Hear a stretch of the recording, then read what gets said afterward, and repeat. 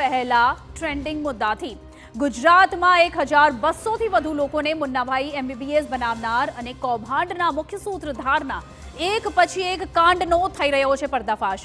કૌભાંડીઓએ જે ડિગ્રી લોકોને આપી છે તે માન્ય જ નથી। એટલું જ નહીં, કૌભાંડી ડોક્ટર ખુદ પણ ધરાવે છે ગુનાહિત ઇતિહાસ। ગુજરાતમાં 1200થી વધુ લોકોને બોગસ ડોક્ટરની ડિગ્રી આપનાર ડોક્ટર રસેશ ગુજરાતી સમગ્ર કાંડનો માસ્ટરમાઇન્ડ હોવાનો પર્દાફાશ થયો છે। પોલીસે ડોક્ટર રસેશ ગુજરાતીની ઉલટ તપાસ કરતા અનેક સ્ફોટક ખુલાસા થઈ રહ્યા છે। રમેશે લોકોને નકલી ડોક્ટર બનાવીને માત્ર ગુજરાતના લોકોના જીવ જ જોખમમાં નથી મૂકી દીધા, સાથે પોતે પણ ગુનાહિત ઇતિહાસ ધરાવે છે। અત્યાર સુધીમાં ડોક્ટર રસેશ વિરુદ્ધ પોલીસ સ્ટેશનમાં 3 ગુના નોંધાયા છે, જેમાં સૌથી ગંભીર કેસ એક સગીરાના ગર્ભપાતનો છે। આ કેસમાં ડોક્ટર રસેશ જેલની હવા પણ ખાઈ ચૂક્યો છે। મુન્નાભાઈ MBBS બનાવવાના કૌભાંડમાં ઝડપાયેલા ડોક્ટર રસેશ ગુજરાતી કોંગ્રેસનો નેતા હોવાનું પણ સામે આવ્યું છે। વર્ષ 2019માં કોંગ્રેસ દ્વારા રસેશ ગુજરાતીની નિમણૂક સુરત ડોક્ટર સેલના ચેરમેન તરીકે કરાઈ હતી। ગુજરાત ડોક્ટર સેલના ચેરમેન અને કોંગ્રેસના નેતા હેમાંગ વસાવડા દ્વારા ડોક્ટર રસેશ ગુજરાતીને આ પદ સોંપવામાં આવ્યું હતું। જો કે હેમાંગ વસાવડાએ તંત્ર સામે વળતો સવાલ કર્યો કે 2002થી રસેશ પ્રેક્ટિસ કરતો હતો તો તે તંત્રના ધ્યાને કેમ ના આવ્યું। ફેબ્રુઆરી 2019માં સ્થાનિક નેતાઓની ભલામણના આધારે નિમણૂક કરાઈ હતી। 2021માં રસેશ કોઈ પદ પર નહોતા। ડોક્ટર હેમાંગ વસાવડાના નિવેદન પર ભાજપે પલટવાર કર્યો છે।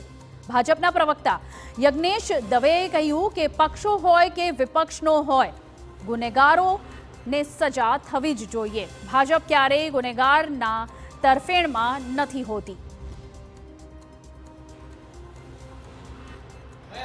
મારી સખત શબ્દમાં માગણી છે કે ઉપરોક્ત વ્યક્તિને ઇન્ડિયન મેડિકલ પ્રેક્ટિશનર એક્ટ 1955, ભારતીય ન્યાય સંહિતા અને IPCની કલમો નીચે કડકમાં કડક કાર્યવાહી કરવામાં આવે। જો 2002થી આવી પ્રવૃત્તિ કરતા હોય તો 2024 લગી સરકાર, આરોગ્ય ખાતું કે પોલીસ ખાતું કેમ આ વાત ઉજાગર કરી શક્યું નહીં, કેમ આ વાત ચાલતી રહી? કોંગ્રેસના ડૉક્ટર સેલના નેતા છે તે એવું કહી રહ્યા છે કે જે વ્યક્તિ જ્યારે અમે એમની નિમણૂક આપી ત્યારે એની પર કોઈ પણ પ્રકારનો ગુનો નોંધાયેલો નહોતો। એટલે મારે એવું કહેવું છે કે જો વ્યક્તિ દારૂ વેચતો હોય અને જો પકડાય તો જ દાનવ, બાકી તો દેવ થઈ શકે। એટલે આ બધી વાતો કોંગ્રેસ એ પોતાના રાજકીય રોટલા શેકવાની વાતો છે। ભારતીય જનતા પાર્ટી ક્યારે પણ કોઈ ગુનેગારની તરફદારી કરતું નથી। પક્ષનો હોય કે વિપક્ષનો હોય, ગુનેગાર એ ગુનેગાર છે, એની ધરપકડ થવી જ જોઈએ અને એને સજા પણ થવી જોઈએ, એમાં ભારતીય જનતા પાર્ટી સ્પષ્ટપણે માને છે।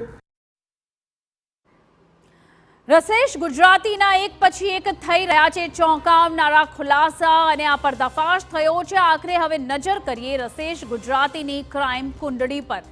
કેટલા સમયથી આ ચાલતો આવે છે ક્રાઇમનો સિલસિલો। 1200 લોકોને બનાવ્યા છે નકલી તબીબ, તો પૂરા રાજ્યભરમાં રસેશ ગુજરાતીએ 1200 લોકોને બનાવ્યા છે નકલી તબીબ। 25 વર્ષથી બોગસ સર્ટિફિકેટ વહેંચી રહ્યાનો પણ દાવો છે।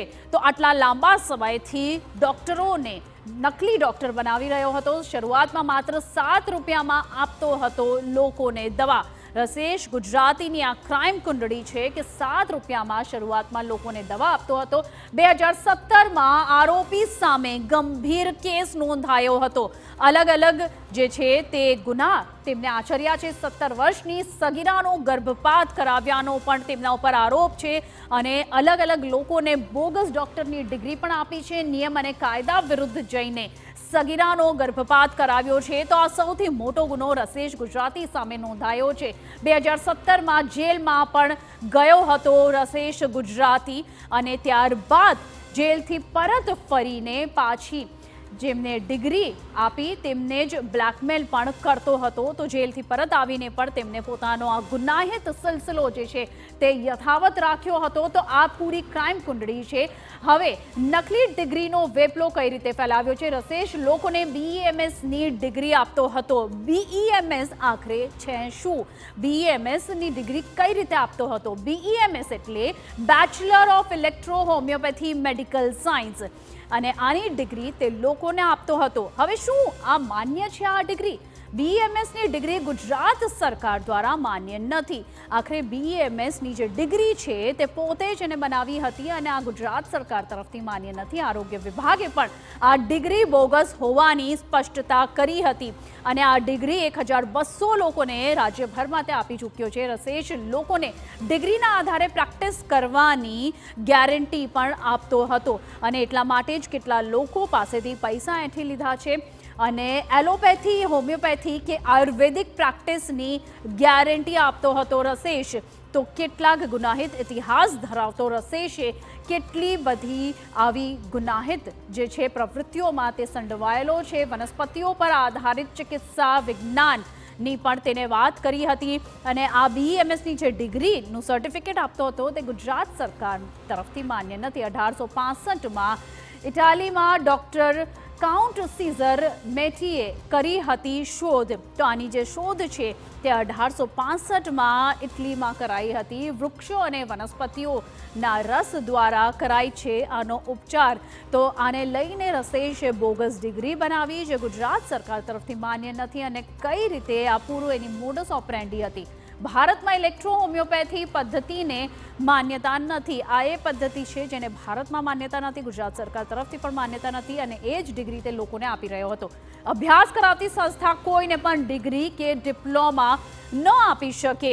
સ્વાભાવિક છે, આ સંસ્થા અભ્યાસ કરાવતી હતી અને કોઈ પણ અધિકાર નથી.